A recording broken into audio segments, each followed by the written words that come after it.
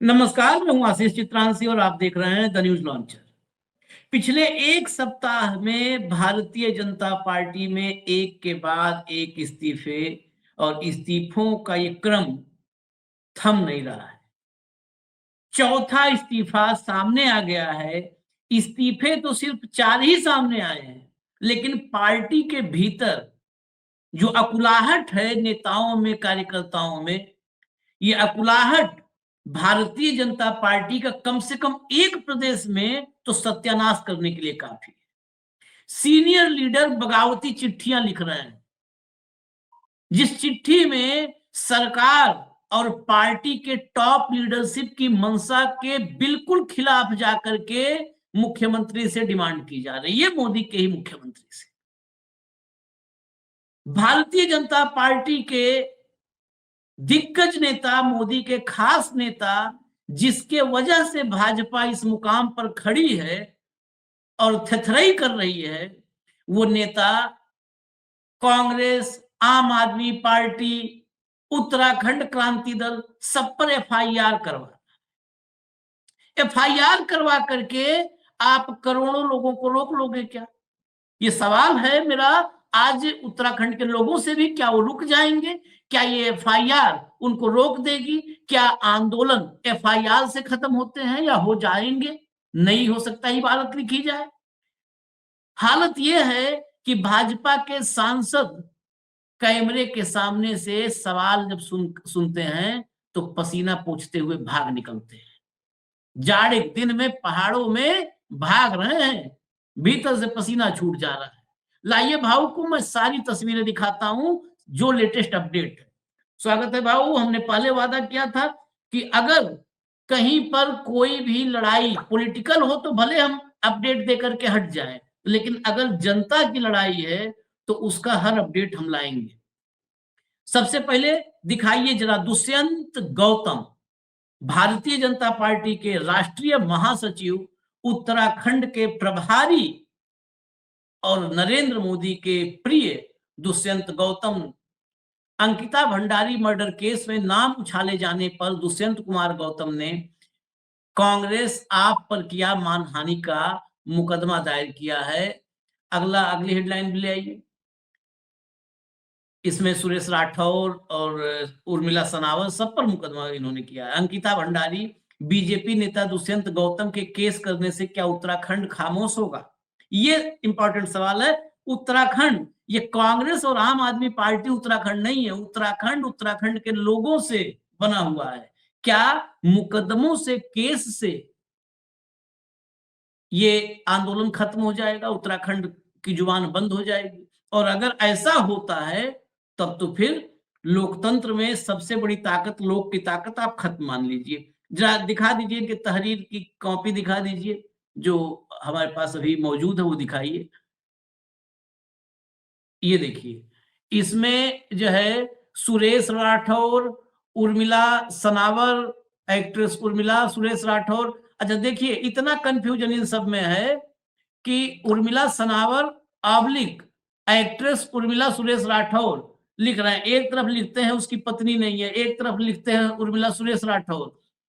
इतना confusion in सब में है। और ये तो भैया थे, तो भैया को तो कम से कम क्लियर होना चाहिए।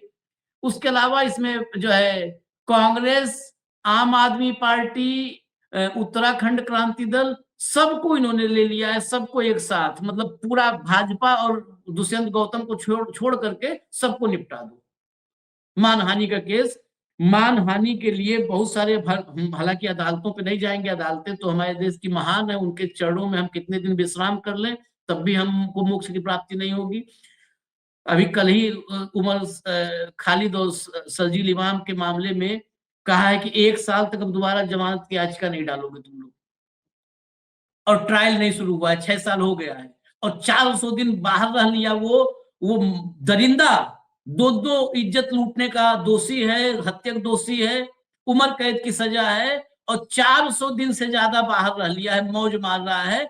और मुख्यमंत्री वहां का कहता है कि ये तो अदालत का मामला है। देश को मूर्ख समझते हो? फरलो का और पेरोल का नियम बदला गया 2022 में, हरियाणा में नियम बदला गया।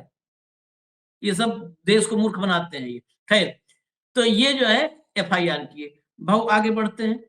ये तो एक पार्ट रहा, सारे पार्ट में दिखा करके फिर सीधा चलते हैं, आपके पास आएंगे। ये देखिए जरा, इन पर भी कर दो, इसलिए दिखा रहे हैं, इन पर भी एफआईआर करो ना। ये सब भी तो आपको जो है फंसा ही रहे हैं। अरविंद तोमर पूर्व मंडल महामंत्री, चला दीजिए नीचे पूरा, चला दीजिए फटाफट, चला दीजिए, ऊपर नहीं कुछ नाम में ही कितना पढ़ा जाएगा, चलाइए। मैं आपको ये सूचित करने के लिए लिख रहा हूं कि मैं भारतीय जनता पार्टी में बूथ अध्यक्ष, मंडल महामंत्री और युवा मोर्चा मंडल उपाध्यक्ष, युवा मोर्चा मंडल महामंत्री, जनजाति मोर्चा लोकसभा चुनाव में जिला सोशल मीडिया प्रभारी जैसे मुख्य पदों पर कार्य करने के साथ साथ वर्तमान में सक्रिय सदस्य भी रहा हूं। आज जिस प्रकार पूरा उत्तराखंड जनमानस छोटी बहन अंकिता भंडारी को न्याय दिलाने के लिए सीबीआई जांच की मांग कर रहा है, उसका मैं समर्थन करता हूं। साथ ही सरकार एवं पार्टी से मांग करता हूं कि सीबीआई जांच करा के दूध का दूध पानी का पानी किया जाए। यदि कोई इसका राजनीतिकरण कर पार्टी की छवि खराब कर रहा है तो इसके लिए महत्वपूर्ण है कि सीबीआई जांच हो और सच समस्त उत्तराखंड की जनता के सामने हो। अंत में आपको यही लिखना चाहता हूं कि सीबीआई जांच में हो रही देरी के कारण मैं बहुत आहत हूं, जिसका कारण मैं तत्काल प्रभाव से पार्टी के सक्रिय सदस्य से इस्तीफा दे रहा हूं। देख लीजिए। अब चलिए आगे बढ़िए। ये जो है तोमर, इन्होंने इस्तीफा दे दिया, ये है। चलिए आगे बढ़िए। तोमर ने इस्तीफा दिया, अगला अगला लाइए। अब भाजपा के ये सीनियर लीडर हैं, तोमर तो मान लिया, फिर भी जूनियर कार्यकर्ता।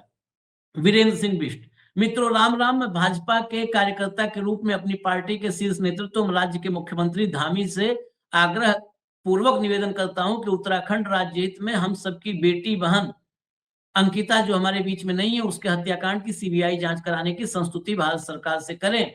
इससे राज्य में आपका मान सम्मान बढ़ेगा।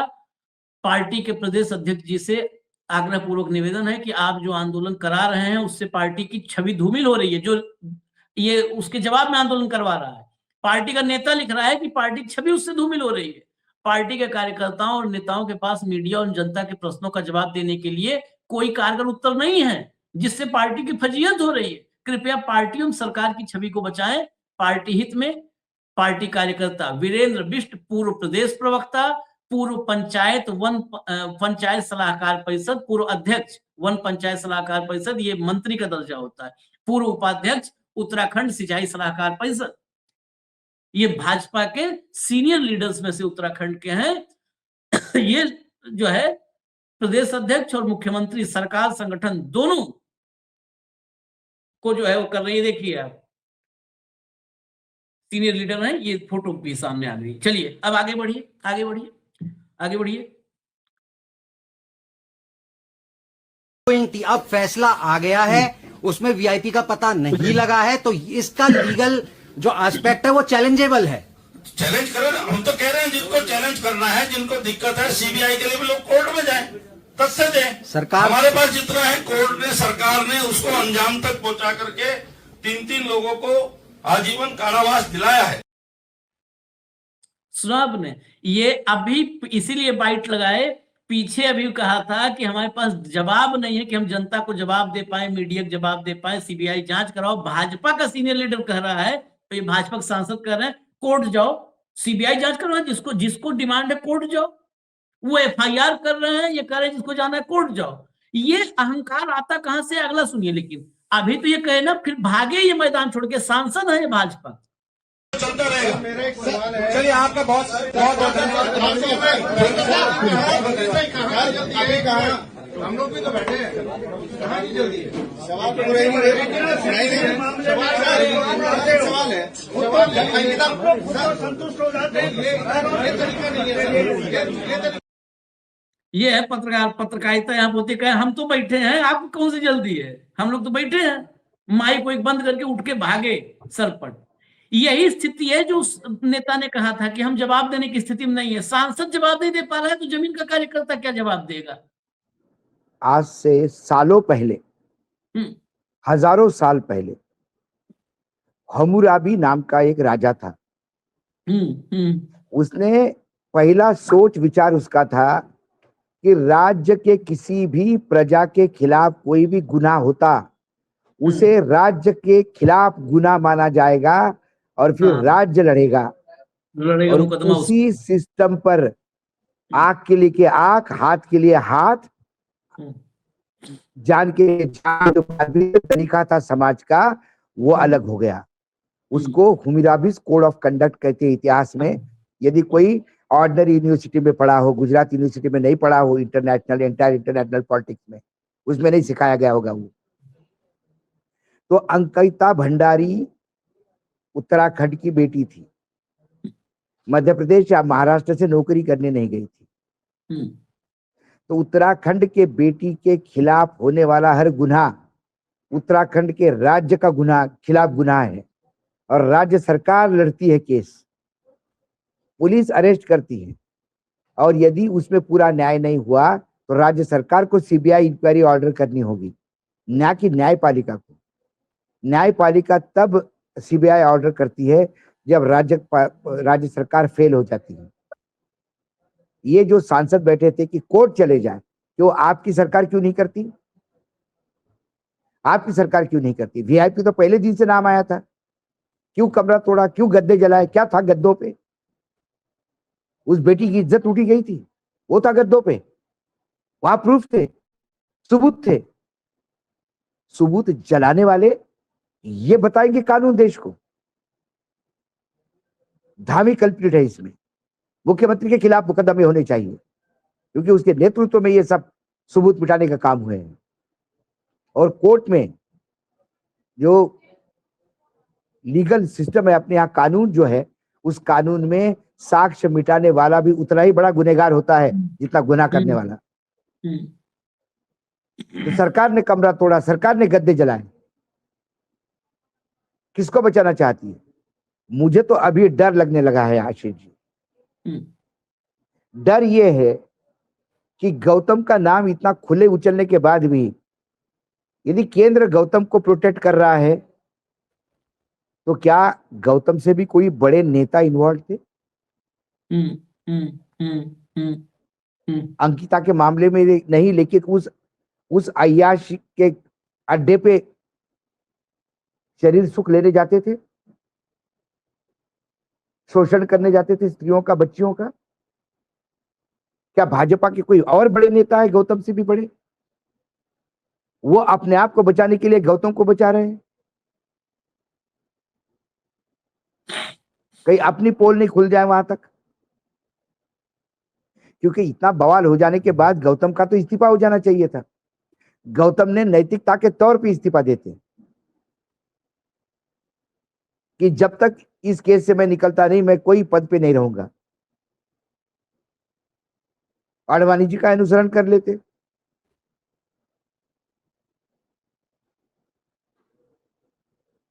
क्यों नहीं करा? एफआईआर दर्ज कर रहे हो, फिर एफआईआर दर्ज कैसे करोगे? आजकल क्या हो गया आशीष जी, एफआईआर दर्ज करके, एफआईआर एक टूल किट है डराने का। आपके खिलाफ मानहानि का मुकदमा ये टूल किट है डराने का। क्या गौतम का मान, जो सारा पूरा उत्तराखंड थू थू कर रहा है, उसके बावजूद भी सत्ता पे बैठा है, जो निर्लज्जता की चद्दर ओढ़े बैठा है, उसका मान सम्मान क्या? सही बात है। मान होता तो इस्तीफा फेंकता और कहता जब मैं एकदम साफ पाक निकल के आऊंगा तब दोबारा राजनीति करूंगा। अरे बाबा, जिसके ऊपर सबसे ज्यादा भ्रष्टाचार के आरोप थे 17,000 करोड़ के, उस अजीत पवार ने भी इस्तीफा दे दिया था उप मुख्यमंत्री पद से, और कहा था जब तक मुझे क्लीन चिट नहीं मिलती तब तक मैं कुछ नहीं करूंगा। उसके बाद सरकार का व्हाइट पेपर आया, और उस व्हाइट पेपर में यह कहा गया कि अजीत पवार ने कुछ नहीं किया, लेकिन व्हाइट पेपर ये भी नहीं बता पाया कि वो 17,000 करोड़ गए कहां।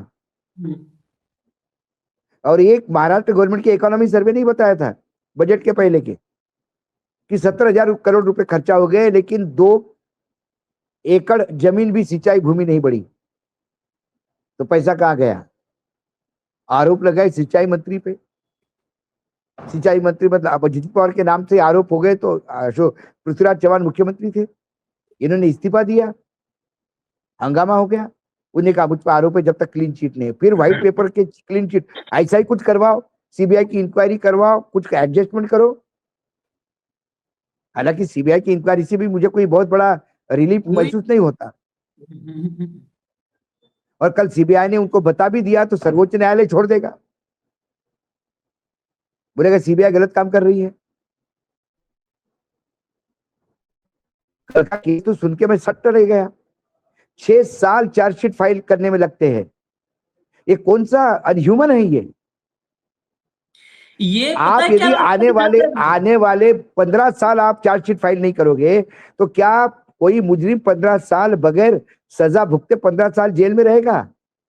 ये पता है, ये रास्ता जो सुप्रीम कोर्ट ने कल किया है, यह सुप्रीम कोर्ट ने भी बहुत डराने वाला काम किया इस देश की जनमानस को। आज की तारीख में मैं बता रहा हूं, आज की तारीख में नहीं हजम होता है अशोक वानखेड़े, इनको नहीं हजम हो रहा है, नहीं हो रहा है आशीष चित्रांशी हजम, नहीं हो रहा है रवीश हजम। ये कल को कह देंगे कि ये राष्ट्र विरोधी गतिविधियों में चार्जशीट नहीं आएगा, 10 साल रहो, और अदालत में बैठे हुए जज कहेंगे मामला बहुत गंभीर है, ऐसे थोड़ा हो सकता है, यहाँ पर अनुच्छेद 21 थोड़ा ऐसे लगा दिया जाएगा, गंभीर मामला है, हमको लगा है प्रथम दृष्टया कि मामला गंभीर है, साक्ष्य नहीं है, ट्रायल नहीं शुरू हुआ, चार्जशीट नहीं फाइल हुई। मैं न्यायपालिका में मतलब कल न्यायपालिका ने बता दिया कि न्यायपालिका अब इस देश में कितना विश्वास न्यायपालिका पे रखे न रखे। क्या हुआ गुजरात में, क्या हुआ? 28 साल बाद लोग छूटे, सारे के सारे मुस्लिम थे। क्या हुआ मुंबई ब्लास्ट केस में? सारे के सारे लोग छूट गए सबूत के अभाव में। कितने साल जेल में रहे लोग? 6-6, 7-7 साल। क्या जज उनके जेल का कंपेंसेशन देंगे?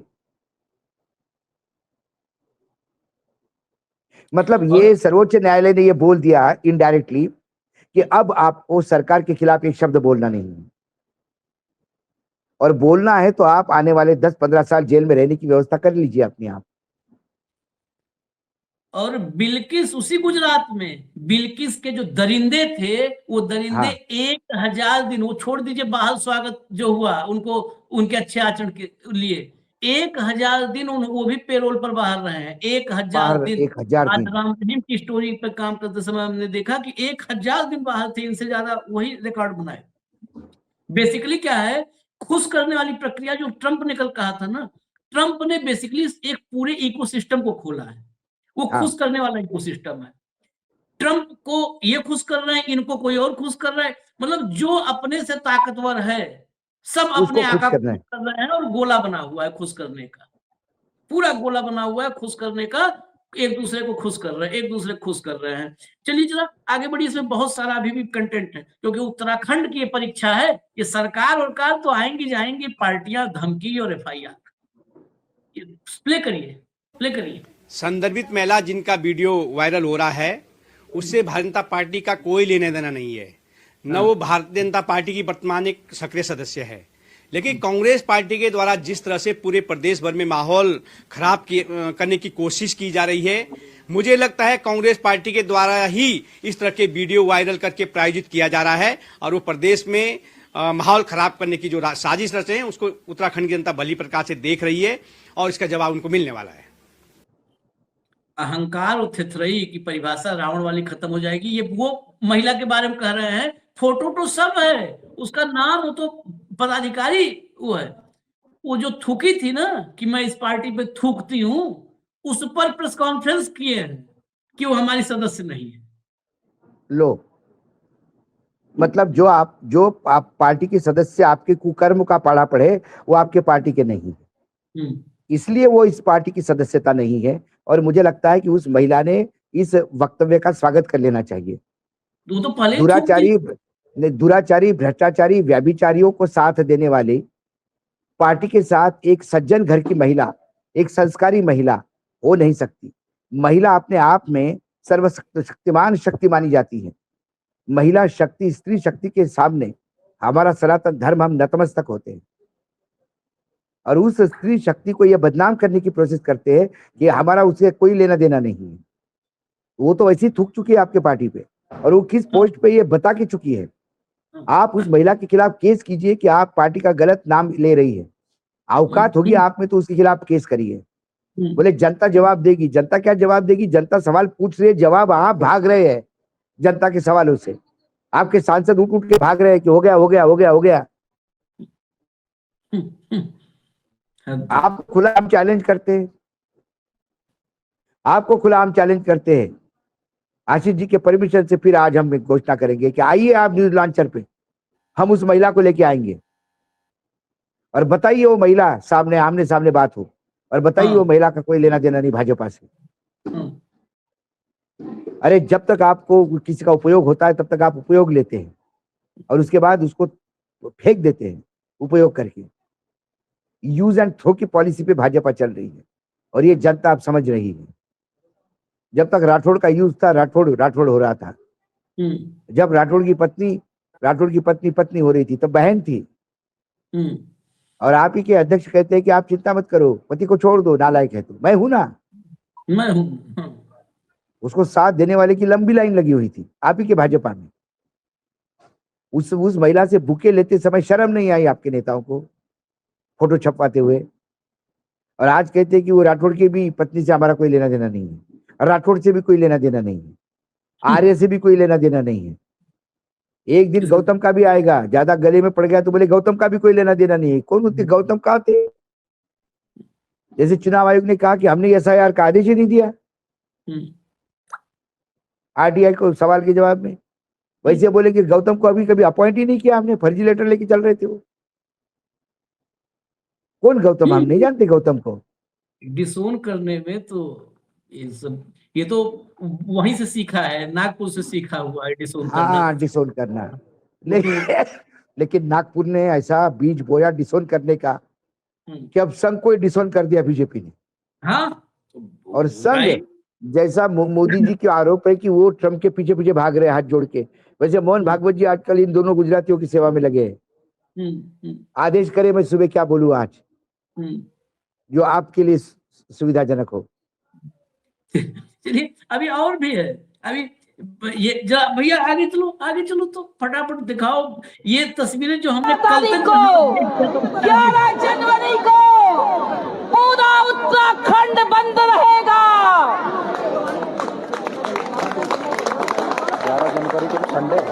11 जनवरी के दिन तय हो गया है। हम लोग पूरे उत्तराखंड को बंद करेंगे, पूरे व्यापार संगठनों से हम वार्ता करेंगे और इस लड़ाई को निरंतर आगे बढ़ाएंगे। 1 हफ्ते का समय हमने सरकार को दिया है। 1 हफ्ते के भीतर उस वीआईपीज को आप जांच के दायरे में लाइए जिनके नाम सामने आए हैं, और भी कोई वीआईपीज हैं उनको भी आप सामने रखिए। हम स्पष्ट तौर पे कहना चाहते हैं अगले 1 हफ्ते तक पूरे प्रदेश भर में मशाल जुलूस निकलते रहेंगे और 11 तारीख को रविवार के दिन पूरे उत्तराखंड में बंद का आह्वान तमाम जन पक्षधरीय संगठनों की ओर से, सामाजिक संगठनों की ओर से, तमाम राजनीतिक पार्टियों की ओर से यह आह्वान किया गया है। और इस आह्वान के बाद पूरे प्रदेश भर में लोगों को इस आंदोलन को सफल बनाने के लिए लामबंद किया जाएगा। चलो अगला नेक्स्ट। आने दो ना जाने दो, लोग आज कर लो 24 घंटे की ड्यूटी, तुम भी कर लो हम भी कर ले, क्योंकि लौंडे मोंडे हमारे बेरोजगार आधे से ज्यादा शरीबी, शाम को पौवा मिल ही जाएगा हमें। क्यों?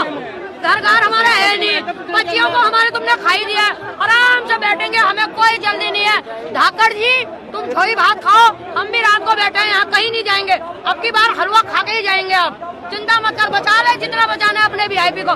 लेकिन खुली चुनौती है, जिस दिन ये वीआईपी उत्तराखंड में दिखा, इसको ऐसी सर्विस मिलेगी ना, इसकी आने वाली 7 पुश्तों के नस्ल में सर्विस घुस जाएगी। छाप देना भाई, काटना मत, किसी के बाप से नहीं डरती मैं। जिसको आना होगा मेरे घर आ जाना, क्योंकि ना मैं 5 किलो राशन खाती हूँ, ना मेरे बच्चे सरकारी में, ना मुझे कोई सरकारी सुविधा, ना मेरा इलाज सरकारी। ठीक है, एक दराती थी मेरे पास 160 रुपए की, वो भी ले ली इन्होंने। भला हो तुम्हारा 160 रुपए की दराती लेके, लेकिन इन दांतों से उधेड़ दूंगी तो ला तो सही उसको आगे, तो घट्टू आए तो सही आगे, उसको दांतों से ही खा लेंगे। और भाई लोग जाना नहीं है, यही रहेंगे। अब इनको खा के जाएंगे, जाना ही नहीं, क्या करना घर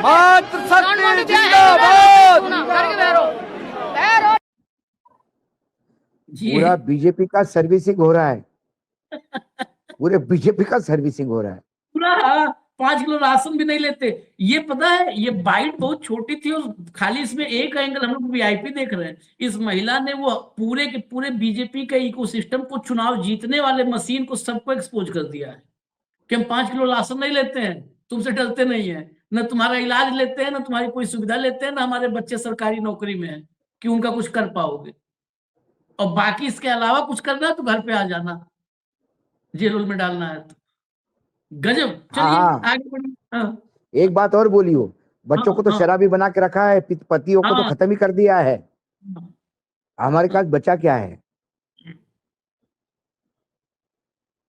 मेरा एक वीडियो वायरल हो रहा थू है। जब इतना करना पड़ रहा है एक आरोपी को सजा दिलाने के लिए, तो थू है, सच में थू है तेरी सरकार पे धामी, थू है तुझ पे। तू ये कंट्रोल नहीं कर पा रहा है। अगर हमें एक आरोपी को सजा दिलाने के लिए अगर इतना करना पड़ रहा है ना, और तुम मौन हो, तो सच में थू है। गद्दी से हटो, गद्दी से बिल्कुल हटो, क्योंकि तुम लायक नहीं हो। अगर एक आरोपी जो हत्या करता है उसको तुम्हारी सरकार बचा रही है और उसको सजा नहीं दे पा रही है, तो थू है। मैं इस चैनल के माध्यम से कह रही हूँ, थू है तुम पे। चलिए अगला भैया। कि उठो हिमालय के वीरों में तुम्हें जगाने आया, उठो हिमालय के वीरों में तुम्हें जगाने आया हूँ, बिक रही है थाती माटी ये बतलाने आया हूँ। हे भूमिका भूमियल जाग, जाग जा मेरी माई जाग, नंदा उभराई जाग, नरसिंह भैरव जाग, अरे गदरियों का मसान जाग, बन का आछरी जाग, गढ़वाल का गढ़वाली, कुमाऊं का कुमाऊं, जौनसार का जौनसारी जाग, तुम्हारी रगों में माधो सिंह भंडारी जाग, टीलू रोतेली जाग। ए हिमालय के वीरों में तुम्हें जगाने आया, बिक रही है थाती माटी ये बतलाने आते। जय पहाड़, जय पहाड़, उत्तराखंड में रहना होगा। उत्तराखंड अभी भी कहां कहां देखें मोदी जी, अमेरिका देखें कि उत्तराखंड। ये देखिए खाली भाव महिलाएं, ये हुजूम देखिए महिलाएं बेटियां,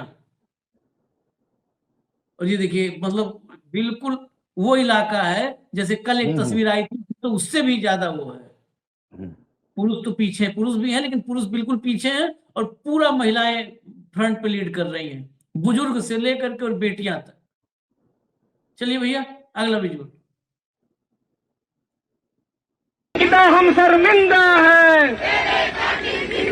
अंकिता हम शर्मिंदा है, अंकिता हम शर्मिंदा है। उत्तराखंड सरकार शर्म करो, उत्तराखंड सरकार शर्म करो, अंकिता हम शर्मिंदा है। इसमें तो फिर भी कांग्रेस का झंडा बना रहा, हम जहां कोई पॉलिटिकल पार्टी नहीं है वो बिल्कुल ज्यादा इंपॉर्टेंट है। चलिए अगला। तो कहां लड़े, किस किस को गोली मारे? हम जो गलत है वो गलत है। देखिए आपने बिल्कुल सही कहा कि जो हमारे फौजी भाई हैं वो न केवल देश की सुरक्षा कर रहे हैं, घर में भी बहन बेटियों की सुरक्षा का जिम्मा उनके ऊपर आन पड़ा है। क्योंकि यहाँ के नेता इतने भ्रष्ट हैं कि वो जो है हमारी पहाड़ की बेटियों का शोषण करना चाहते हैं। वो वीआईपी बनकर इस प्रदेश में आना चाहते हैं और उनसे एक्स्ट्रा सर्विस लेना चाहते हैं। इस बात से हमारा जितना फौजी समाज है, जो फौजी हमारे जिनका खून खौल रहा है, उनका बस चले तो उन वीआईपी को गोली मार दें, इतना खून खौल चुका है। क्या बेटियों के साथ इस तरह का अत्याचार कोई फौजी भाई बर्दाश्त कर सकता है? बिल्कुल नहीं कर सकता। इसलिए सबसे ज्यादा जो आक्रोश है वो फौजी भाइयों के अंदर है। आप समझ सकते हैं उनकी भावनाएं क्या है इस समय। एक तरफ देश की सुरक्षा के लिए वो वहां पर गोली खा रहे हैं, और यहाँ पर सफेद पोश नेता बेटियों का शोषण करने के लिए इस प्रदेश में आ रहे हैं। तो कहां लड़े, किस किस को गोली मारे? कायदा तो बनता है कि ये भी गोली खाने के हकदार हैं। अगर यहाँ पर मिडिल ईस्ट जैसा कानून होता तो अब तक इनको गोली मार दी जाती। लेकिन हम अभी भी कह रहे हैं कि लोकतांत्रिक ढंग से सबसे पहले नरेंद्र मोदी जी इन्हें पदों से हटाएं। ये पदों पे इतने राष्ट्रीय महासचिव, उत्तराखंड के प्रदेश प्रभारी, महामंत्री, संगठन जैसे पदों पर बैठे हुए हैं कितनी बेशर्मी की बात है कि अभी तक पदों पर काबिज है। पहले तो उन्हें पदों से हटाइए आप। दूसरा काम आपने करना क्या है, सुरेश राठौर की जो ऑडियो कॉल है उसमें वो सिर्फ इतना कह रहा है कि ये दोनों 18 सितंबर 2022 के आसपास हरिद्वार में टिके हुए थे। तो क्या उत्तराखंड पुलिस इतनी नाकारा हो गई है, इतनी नाकाबिल हो गई है कि इनकी लोकेशन नहीं निकाल सकती 18 सितंबर 2022 की?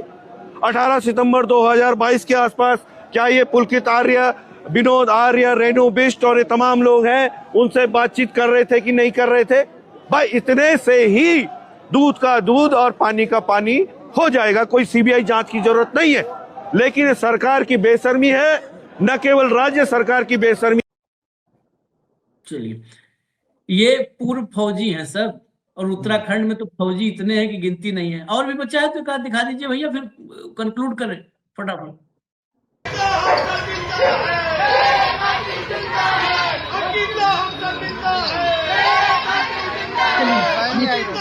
ये भी देखिए, इसमें भी पॉलिटिकल नहीं, ये भी पब्लिक है। पॉलिटिकल जहां पर कांग्रेस के झंडे नजर आ जाते हैं। ये शहर की तस्वीरें हैं, हम इसलिए लाए कि अलग अलग शहरों में क्या चल रहा है, कस्बों में क्या चल रहा है वो दिखाएं। आगे बचा है कुछ? नहीं बचा है भी। अच्छा, ये पॉलिटिकल है। चलिए, हो गया। गणेश गोदी कर रहे हैं प्रदर्शन। भाऊ, ये फौजियों पर भी रिटायर्ड मुकदमा कर दिया जाए फिर तो। हम तो इसीलिए दिखाने आते हैं। अगर ये कांग्रेस का प्रोटेस्ट होता तो कतई नहीं दिखाते। ठीक है, कांग्रेस का प्रदेश अध्यक्ष लेके झंडा घूम मैं पहले दिन से आशीष जी आपको कह रहा हूं, अंकिता भंडारी का मामला अब ये जन आंदोलन हो चुका है। अब इस जन आंदोलन को आप कितना भी बदनाम करो, वो जन आंदोलन रहेगा। आपने एफआईआर दर्ज की, कुछ लोग अरेस्ट हो जाएंगे, कुछ लोगों को जमानत नहीं मिलेगी, कुछ लोग 8-8 साल तक जेल में रहेंगे, सब अपनी जगह पे सही रहेगा। लेकिन अंकिता भंडारी की हत्या जो हुई है, इसकी गूंज भारतीय जनता पार्टी को अब इस राज्य में नहीं, मैं बता रहा हूं, आने वाले हर राज्य में अंकिता भंडारी का इशू गूंजेगा। व्याभिचारियों को, दुराचारियों को, सही कहा आपने, व्याभिचारियों को पेरोल मिलता है, बाकियों को जेल मिलता है। और किसको डराए रहे हैं एफआईआर से आप? किससे जेल कम पड़ जाएंगे? 143 करोड़ की जनता में से 100 करोड़ भी जनता, 43 करोड़ भी जनता रास्ते पे आ गई तो इस देश में ऐसी कोई जेल नहीं जो इनको रोक सके। और इसमें सरकार अपने आप को, यही गलती करती है सरकारें, अपना अहम, अपना दम्भ इतना बढ़ जाता है। और फिर वो कहता हमेशा मुहावरा की, रावण को भी अपना अहंकार के सामने अपना बलि देना पड़ा। सभी दूर से, पार्टी खुद रास्ते पे है, महिलाएं रास्ते पे है, आधी आबादी रास्ते पे है। किस बात से प्रधानमंत्री महिलाओं की उत्थान की बात करेंगे? बंगाल में जाएंगे तो महिला मुख्यमंत्री चीख चीख के रोएगी कि इनके राज्य में क्या हुआ, पूछिए पहले। कौन सा राम राज्य लाना चाहते हैं? जिस राम राज्य में जिसमें इनके नेता आके एक बच्ची का शोषण करेंगे? क्या भाजपा के वीआईपी नेता फिर बंगाल की भी लड़की का शोषण करेंगे? इसलिए आपको सत्ता में लाया जाए वहां पे? एक नेता पे तो ऑलरेडी केस चल ही रहा है वहां पे व्याभिचार का। नहीं, एक बात मैं ये मामला इतना शांत नहीं है जितना ये सोच रहे हैं। ये हम लोग डे वन से कह रहे हैं कि ताबूत में इनके आखिरी कील बन सकता है बस। लेकिन एक ही चीज को गौर करना होगा, गांधी को क्यों मिटाना चाहते हैं? हम भी कई साल से कंफ्यूज थे।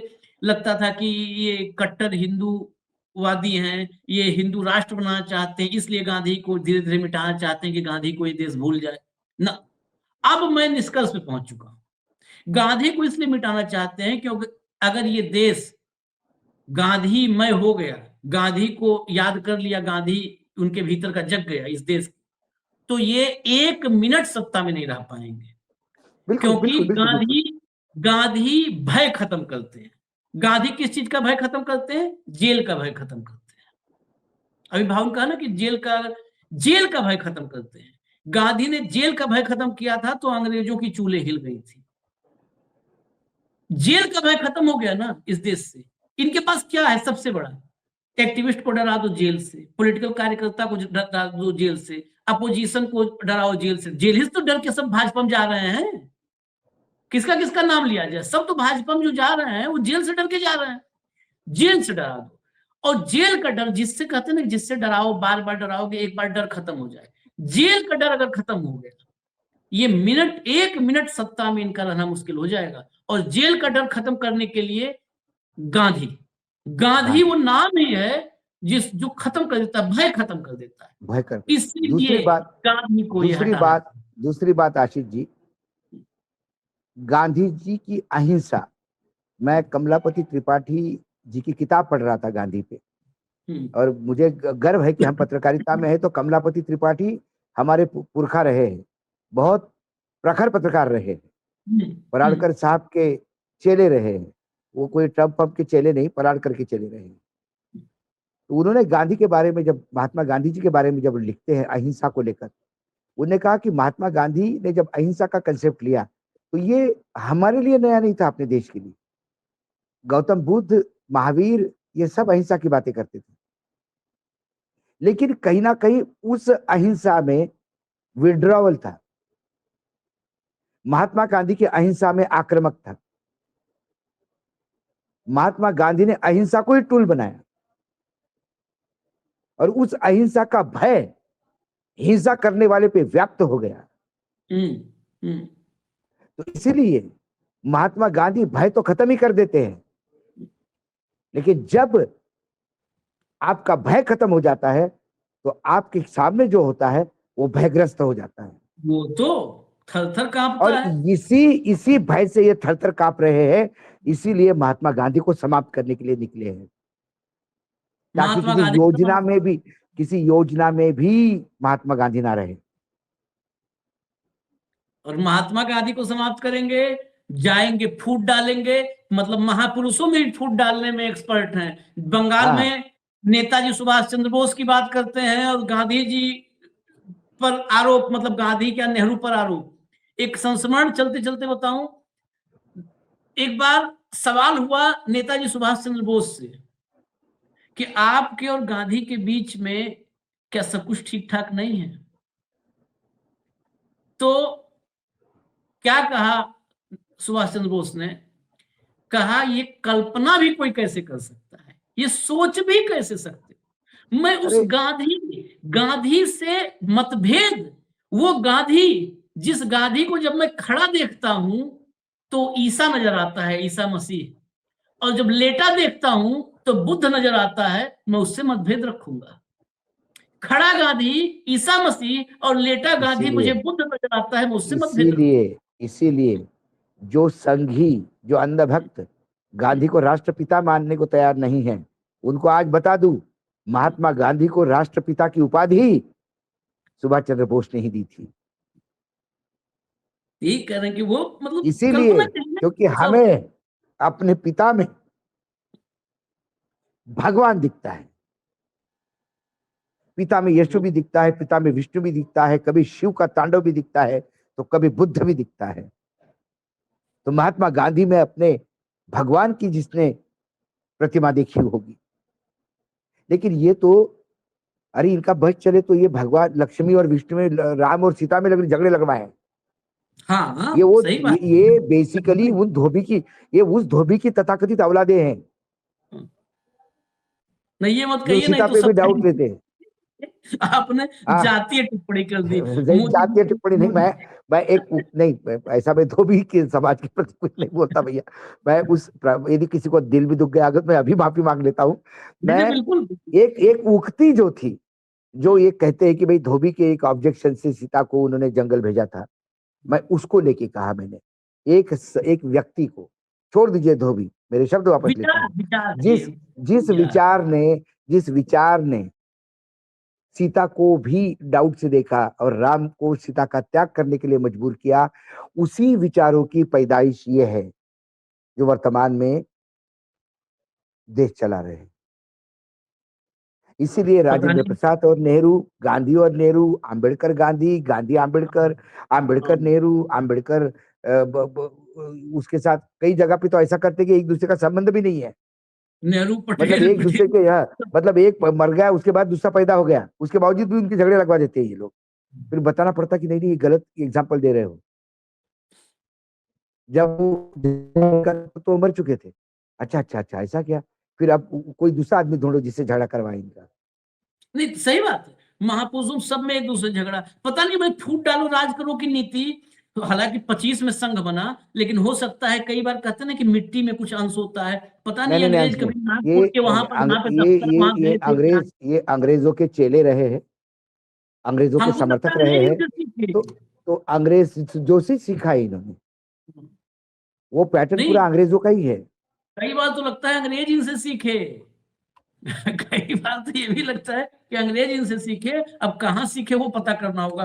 खैर इजाजत दीजिए हमें, धन्यवाद बाबू, बहुत बहुत धन्यवाद, नमस्कार। नमस्कार नमस्कार।